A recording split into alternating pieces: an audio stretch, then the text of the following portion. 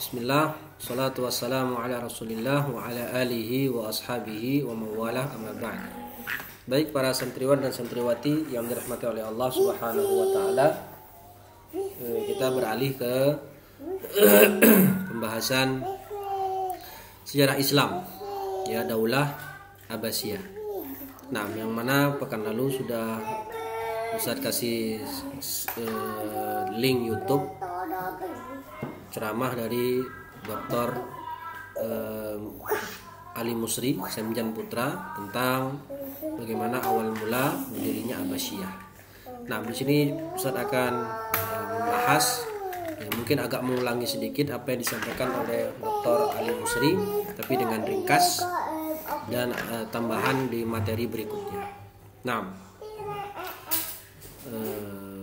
prolog ya, ini surat An-Nur. Wa a'udzubillahi minasyaitonirrajim. Bismillahirrahmanirrahim. Wa'adallahu alladhina amanu minkum wa 'amilus shalihat la yastakhlifannahum fil ard. Allah telah memberikan janji kepada orang-orang beriman di antara kalian dan yang beramal soleh, maka akan kami pergilirkan akan kami berikan kepada kalian kekuasaan di muka bumi sebagaimana telah kami berikan kamastakhlafal ladzina min qablihim, sebagaimana telah kami berikan itu kepada orang-orang sebelum mereka.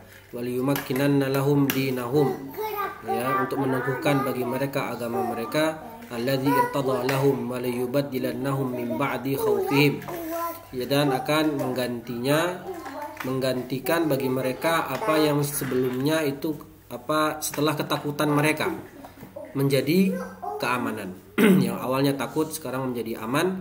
Ya'budunani la yusyrikuna bi syai'a, yang mana mereka itu menyembahku dan tidak menyekutukanku dengan sesuatu pun.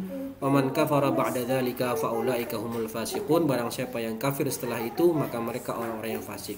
Ayat ini bercerita secara ringkas yaitu bahwasanya orang-orang beriman itu akan diberikan kekuasaan di muka bumi, ya, sebagaimana dahulu orang-orang beriman terdahulu juga diberikan kekuasaan untuk memimpin di muka bumi. Mereka adalah orang-orang yang beriman kepada Allah, menyembah Allah, beramal saleh dan tidak menyekutukan Allah dengan sesuatu pun.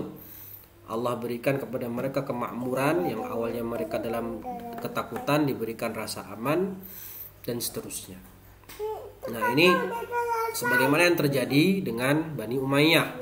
Jika mereka melakukan hal-hal ketaatan yang membuat mereka layak untuk mendapatkan kekuasaan dari Allah, maka Allah berikan hal tersebut.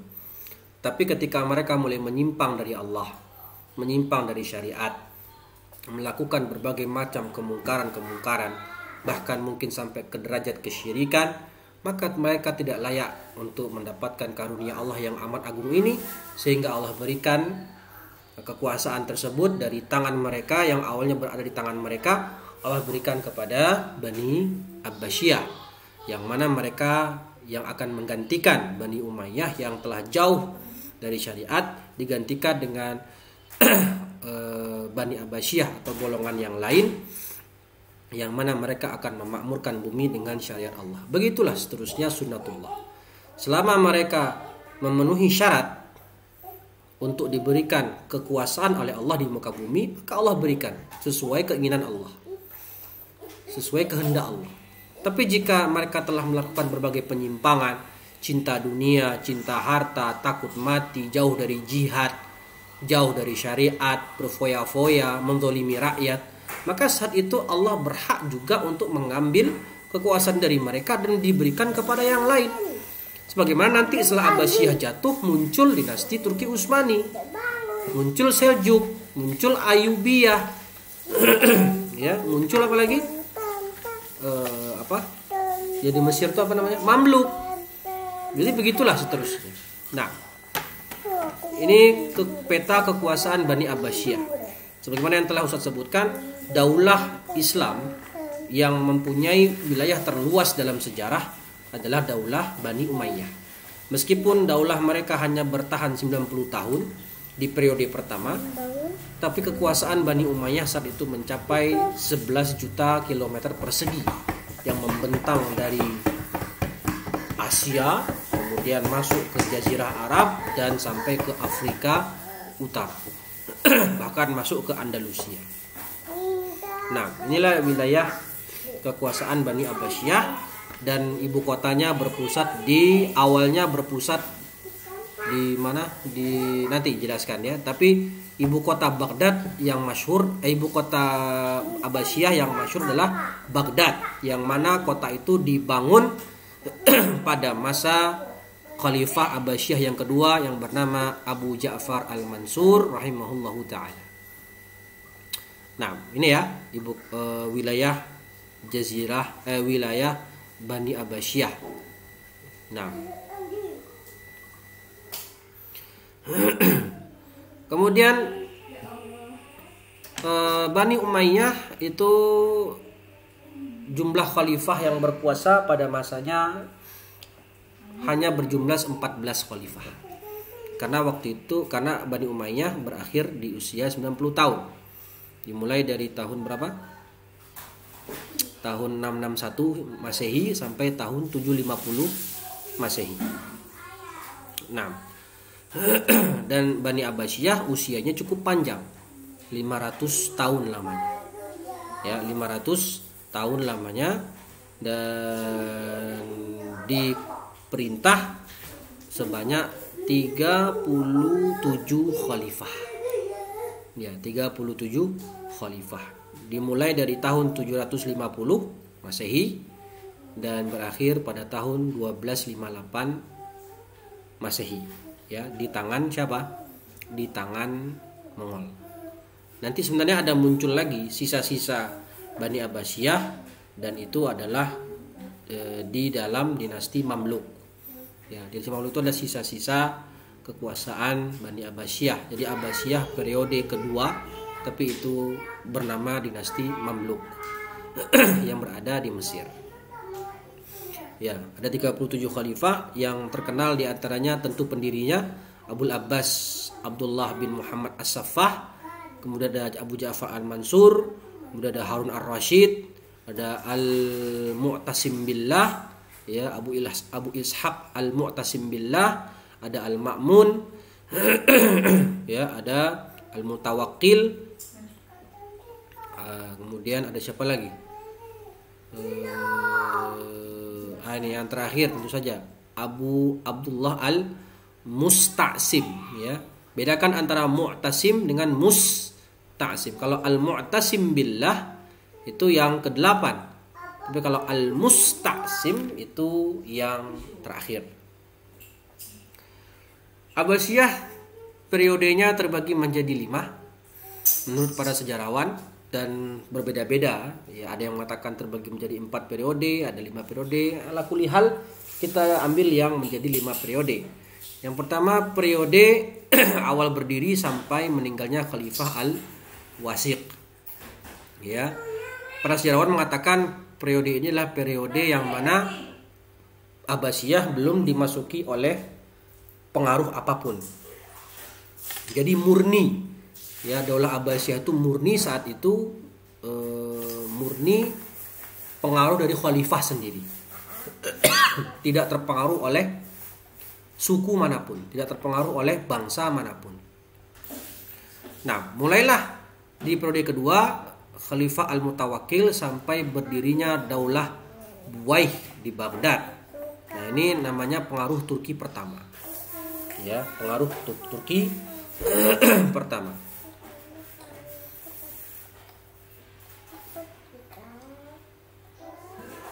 Nah, jadi sebenarnya pengaruh Turki pertama ini dimulai, artinya sebabnya itu adalah semenjak dari Khalifah Al-Mu'tasim Billah. Yang mana Khalifah Al-Mu'tasim Billah ini membuka pintu lebar-lebar kepada bangsa Turki yang nanti akan mendirikan Turki Seljuk. Ya, di akhir-akhir masa Abbasiyah itu dimulailah dibuka pintu besar-besar, luas-luas kepada orang-orang Turki untuk bergabung ke pemerintahan Abbasiyah, terutama dalam bidang militer. Ya, karena orang Turki terkenal akan kepintarannya dan kepiawaiannya dalam kemiliteran, dalam berperang.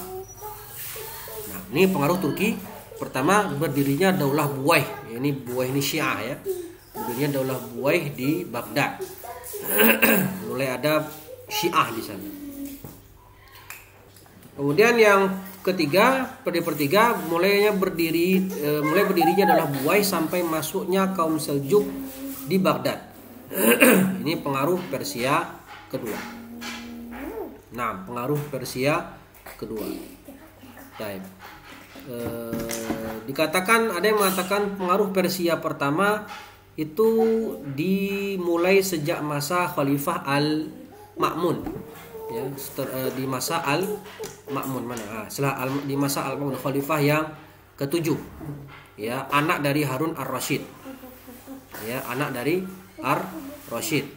Itu kenapa dikatakan pengaruh Persia pertama? Karena saat itu Khalifah Al-Ma'mun terpengaruh dengan sekte Mu'tazilah yang akhirnya membawa kepada pemahaman negara, yaitu Al-Quran adalah makhluk, yang nanti yang terkenal dengan fitnah khalqil Quran.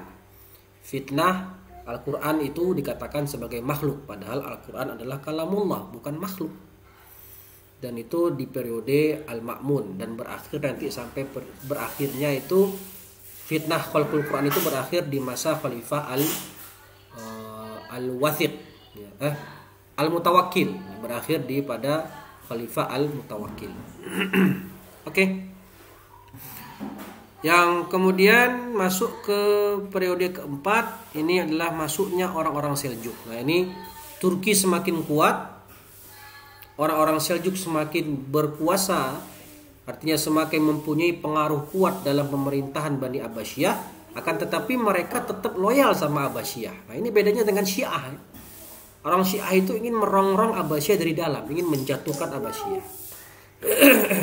Ya, ingin menjatuhkan Bani Abbasiyah, ya, Bani Buwaih itu ingin menjatuhkan Bani Abbasiyah dari dalam. Tapi orang Seljuk meskipun mereka punya pengaruh kuat dalam pemerintahan Bani Abbasiyah, tapi mereka tetap loyal sama khalifah.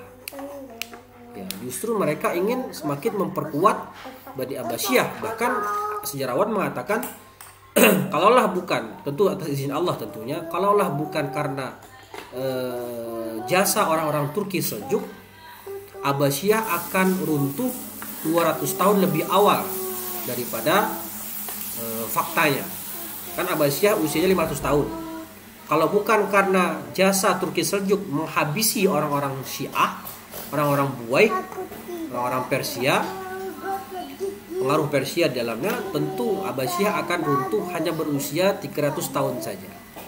Nah, jadi jasa orang Turki Seljuk ini luar biasa, membuat Abbasiyah bisa bertahan lebih lama 200 tahun.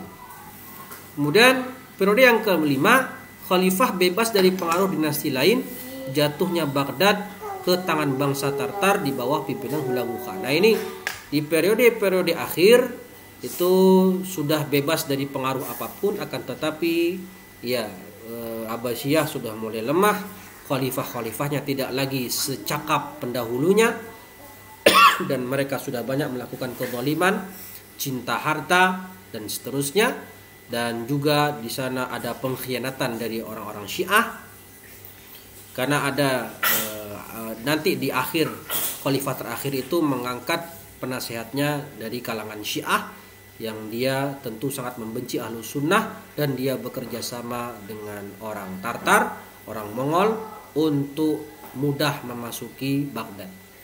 Nah, ya, baik. Silsilah Daulah Bani Abbasiyah. Dilihat di sini kita tarik garis merah. Bani Abbasiyah itu keturunan dari Abdul Muttalib, dan lebih khususnya keturunan dari paman Nabi yang bernama Abbas bin Abdul Muttalib.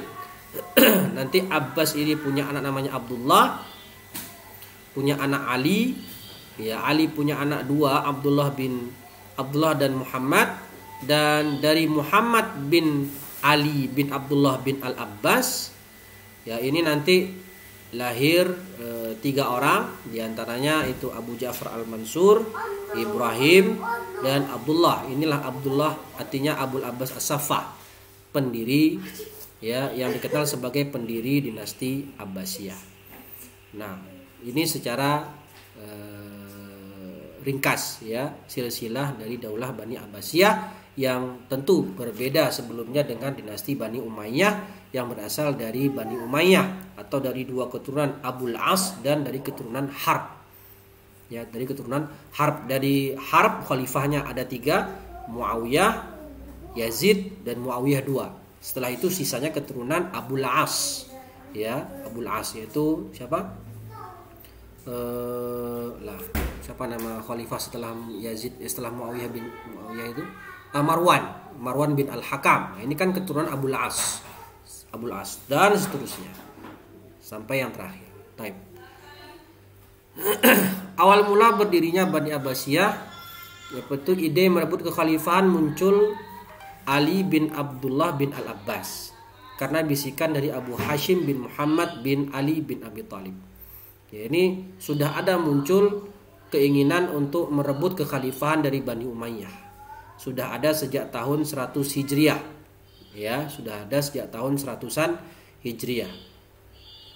Nah, tentu ini pada masa, kalau tidak salah masih pada masa Khalifah Umar bin Abdul Aziz. Yang kedua, pembentukan organisasi rahasia. Ya, organisasi bawah tanah istilahnya ya. Mengutus juru dakwah untuk menyebar propaganda. Ya, jadi mereka menyebar para juru dakwah di sini dalam tanda kutip yaitu propaganda supaya orang-orang nanti membenci Bani Abbasiyah. Membenci Bani Umayyah dan mereka bergabung dengan Bani Abbasiyah untuk memberontak ya, untuk menjatuhkan, mengkudeta Bani Umayyah yang mulai melakukan tindakan-tindakan kezaliman. Kemudian fase propaganda ada 2. Fase pertama di awal 100 sampai 127 Hijriah. Jadi mereka sudah melakukan rencana merebut kekhalifahan dari Bani Abbasiyah sudah lama. Ya, sejak tahun 100 Hijriah. Yang mana pada saat itu Bani Umayyah masih sangat kuat-kuatnya, ya kan?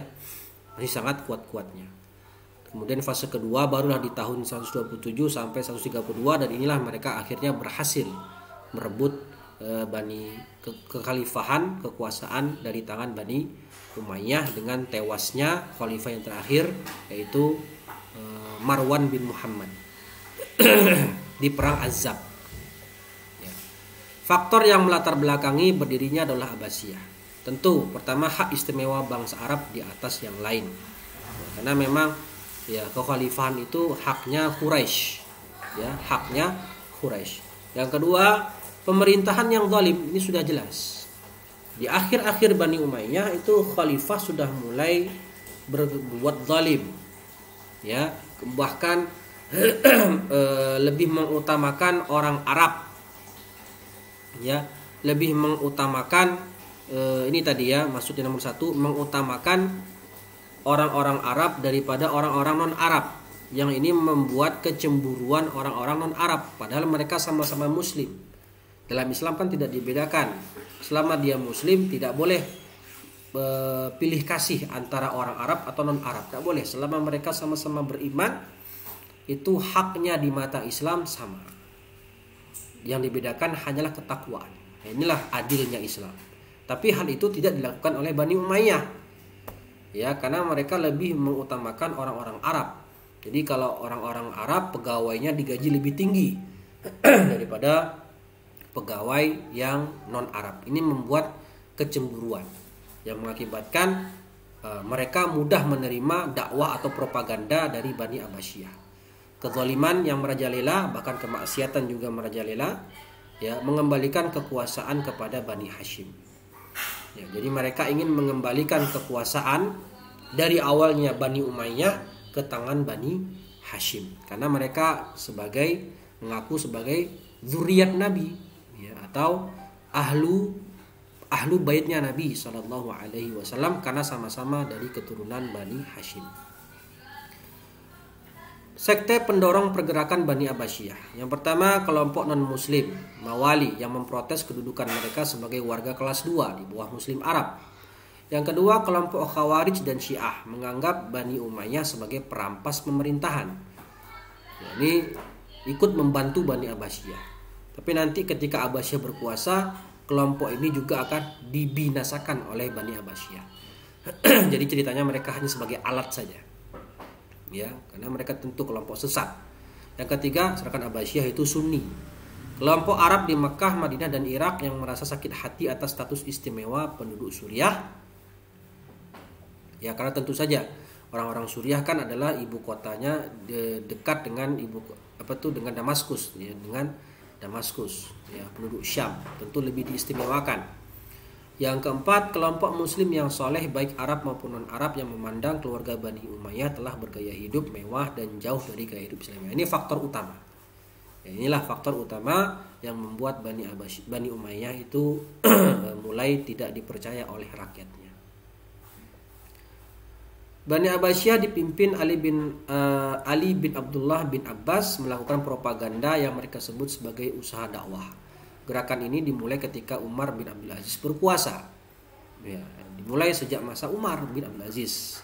Lihat ya, sudah sebegitu bijaksananya Umar bin Abdul Aziz, adilnya dalam memerintah, tapi tetap saja ada orang-orang yang tidak suka dengan Umar bin Abdul Aziz. Muhammad bin Ali memperluas gerakan Bani Abbasiyah dan menetapkan 3 kota sebagai pusat gerakan. Ya, setelah itu anaknya Ali bin Abdullah, itu Muhammad bin Ali, memperluas gerakannya dengan menetapkan ada 3 kota sebagai pusat gerakan dakwah kita, yaitu Al-Humaimah, Kufah dan Khurasan. Yang ketiga, Ibrahim al-Imam kemudian menunjuk Abu Muslim al-Khurasani sebagai panglima perangnya. Dan yang keempat, Ibrahim al-Imam ditangkap oleh Khalifah Marwan, ya, karena ketahuan melakukan propaganda untuk menjatuhkan Bani Umayyah. Abu Muslim al-Khurasani berhasil merebut Khurasan, Merv dan Naisabur atau Nizabur. Gubernur Kufah Yazid bin Umar bin Fuhairah dikalahkan oleh As-Saffah. Ya, ini apa istilahnya nih? Urutan-urutan, ya, urutan peristiwa sebelum jatuhnya Bani Umayyah. Kemudian Khalifah Marwan melakukan usaha terakhir untuk mempertahankan dinasti dengan memimpin langsung pasukan dalam perang Azab. Ya, tapi kalah. Kita tahu ya. Kemudian Khalifah Marwan melarikan diri karena kalah di perang Azab. Lalu ternyata dibuntuti oleh mata-mata Abbasiyah dan ternyata ketemu di Mesir lalu dibunuh di Mesir. Seluruh kekuasaan yang berada di bawah kendali Umayyah beralih kepada Abbasiyah, dan pada bulan Rabiul Awal 132 Hijriah 750 Masehi, Abul Abbas As-Saffah dibaiat sebagai amir pertama Bani Abbasiyah, dibaiat di Masjid Kufah. Nah, sekilas kita akan membahas khalifah pertama, yaitu Abul Abbas As-Saffah. Nama beliau Abdullah bin Muhammad bin Ali bin Abdullah bin Abbas bin Abdul Muttalib bin Hashim bin Abdul Manaf. Ibunya bernama Ritah binti Ubaidullah, lahir di awal bulan Rajab tahun 104 Hijriah di Humaimah. Nah, pada tahun 129 Hijriah bermigrasi dari kota Kufah membawa seluruh keluarganya. Karena saat itu Bani Umayyah sudah mengetahui gerak-gerik keluarga Abbasiyah ini, ya, keluarga pendiri Abbasiyah ini, dan Marwan itu ingin menyerang Abul Abbas dan keluarganya di kota Humaimah, sehingga diperintahkan si Abul Abbas untuk hijrah, ya, bermigrasi menghindari serangan Marwan bin Muhammad. Pada tanggal 13 Rabiul Awal beliau dibaiat menjadi khalifah pertama Bani Abbasiyah. Dalam bahasa Arab kata As-Saffah memiliki 2 makna. Pertama al-Jawad, yaitu dermawan, dan yang kedua adalah safkud dima, yaitu menumpahkan darah. Dan lebih dikenal dengan julukan As-Saffah, ya, lebih dikenal dengan julukan As-Safah yaitu sang penumpah darah, karena banyaknya orang-orang Bani Umayyah yang dibunuh di tangannya As-Safah. Karena kan ketika As-Safah berkuasa jadi khalifah pertama, beliau memerintahkan untuk membunuh semua sisa-sisa keturunan Umayyah supaya tidak ada lagi ya keturunan Umayyah yang bisa bangkit. Tetapi qadarullah tersisa satu, yaitu siapa? Abdurrahman Ad-Dakhil, yang ternyata dia lolos dari kejaran Bani Abbasiyah dan melarikan diri sampai ke Andalusia dan mendirikan dinasti Umayyah periode yang kedua, meskipun dengan kekuasaan yang lebih kecil daripada yang pertama. Para sejarawan khilaf, berbeda pendapat apakah gelar As-Safah itu untuk Abdullah bin Muhammad atau Abdullah bin Ali. Ada yang mengatakan ya, As-Safah itu kepada Abdullah bin Ali, ya, bukan kepada Abul Abbas, karena Abdullah bin Ali lah yang memerintahkan, ya, Abdullah bin Ali lah yang lebih banyak melakukan penumpahan darah terhadap orang-orang Bani Umayyah daripada As-Safah. Ala kulli hal ini khilaf, ya, bisa jadi bermakna al-jawad karena dikenal sebagai orang dermawan, ya, beliau suka berderma kepada orang-orang fakir miskin dan seterusnya, dan juga dinamakan As-Safah, yaitu bermakna sang penumpah darah. Tapi yang lebih masyhur dengan makna yang kedua, yaitu sang penumpah darah. Kebijakan si Abul Abbas As-Safah ketika menjadi khalifah pertama, mengangkat wazir, ya, kemudian menumpas habis klan Umayyah. Ini yang parah, ya, ini yang parah, waliyadzubillah. Mengangkat pejabat dari keluarga, ya, mengangkat Abu Ja'far Al-Mansur sebagai pejabat negara, ya, sebagai wazir dan seterusnya. Jadi mengangkat pejabat negara dari kalangan keluarga. Ini berarti kayak nepotisme begitu, ya. Nah, membangun lampu penerangan dan pemberian tanda setiap 1 mil, ya, namanya dinasti, ya, begitu dinasti. Dinasti itu pejabat-pejabat tadi, ke pejabat tinggi negara tentu diambil dari keluarga mereka, kalangan keluarga mereka, karena sistemnya adalah sistem dinasti. Mengangkat 2 putra mahkota sekaligus. Yang pertama Abu Ja'far Al-Mansur, ya, yang pertama Abu Ja'far Al-Mansur sebagai putra mahkota yang pertama, meskipun pada hakikatnya Abu Ja'far ini bukan anaknya Abdullah As-Safah, tetapi saudara dari Abul Abbas As-Safah. Atau lagi siapa? Atau lagi lupa saya. Nah, memindahkan ibu kota dari Kufah ke Ambar. Nah, inilah ibu kota pertama Abbasiyah. Awalnya di kota Kufah, kemudian dipindahkan ke kota Ambar, dan nanti akan berpindah di kota Baghdad. Itu dimulai dibangun sejak masa Abu Ja'far Al-Mansur. Kemudian beliau rahimahullah wafat, ya, meninggal dunia akibat cacar, ya. Sebenarnya semenjak diangkat jadi khalifah itu kondisi fisik si Abul Abbas ini memang sudah rentan dengan penyakit, ya. Bahkan ketika pidato kenegaraan pertama dia sebagai khalifah itu tidak bisa lama, keburu pingsan karena sakit, ya, karena memang fisiknya lemah, dan beliau berkuasa selama 4 tahun saja, dari tahun 132 sampai 136 Hijriah atau 750 sampai 754 Masehi, dan meninggal karena penyakit cacar, ya, ketika menetap di kota Ambar. Maka setelah itu kekuasaan diberikan kepada saudaranya yang bernama Abu Ja'far Al-Mansur. Nah, disinilah mulai Abbasiyah mulai menuju masa-masa kejayaannya. Ya, mulai menuju, karena Abu Ja'far Al-Mansur termasuk khalifah yang kuat, berkuasa cukup lama, sekitar 20 tahun, dan beliaulah yang memulai pembangunan kota Baghdad, dan nanti kota Baghdad masyhur, terkenal sebagai kota 1001 malam dan menjadi pusat peradaban dunia pada masanya. Insyaallah kita akan bahas Abu Ja'far Al-Mansur di pembahasan berikutnya insyaallah ta'ala. Cukup sekian dari Ustadz, semoga bermanfaat. Ya, jika ingin lebih dalam mengetahui silakan baca buku tentang dinasti Abbasiyah insyaallah akan mendapatkan lebih banyak pemahaman tentang Abul Abbas As-Sabah. Cukup sekian dari Ustaz, semoga bermanfaat. Aku qauli hadza wa astaghfirullahi wa lakum. Kita akhiri. Assalamualaikum warahmatullahi wabarakatuh.